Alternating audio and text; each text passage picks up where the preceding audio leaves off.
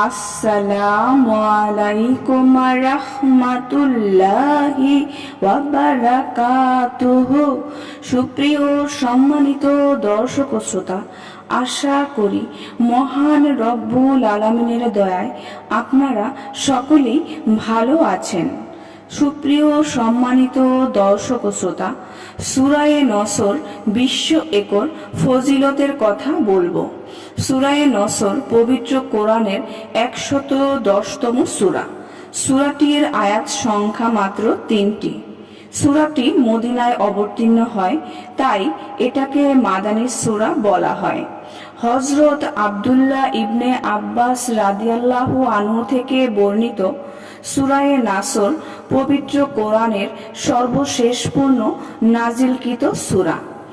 এরপর আর কোনো সূরা এক দফায় অবতীর্ণ হয়নি।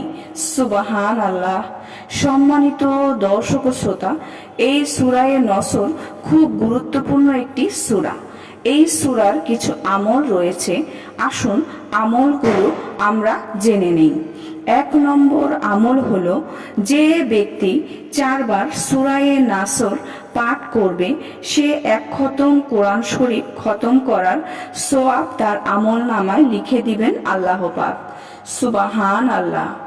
সুপ্রিয় সম্মানিত দর্শক ও শ্রোতা, সূরায়ে নাসরের দ্বিতীয় যে আমলটি, সে আমলটি হচ্ছে, যে ব্যক্তি একেবারে নিরাশ্রয় এবং সহায় সম্বলহীন, সে ব্যক্তি অজুর সাথে সূরা নাসর পাঠ করবে এবং তা পাঠকালে ফিদিনিল্লাহি আফওয়াজা পর্যন্ত পৌঁছে মনে মনে বলবে, হে মাবুদ, তুমি আমার জন্য সাহায্যকারী পাঠিয়ে দাও।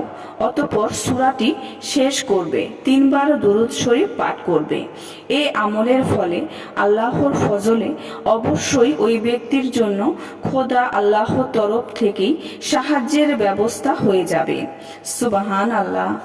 সুপ্রিয় সম্মানিত দর্শক শ্রোতা, তৃতীয় যে আমলটি আছে সূরা নসরের, সেই আমলটি খুবই গুরুত্বপূর্ণ।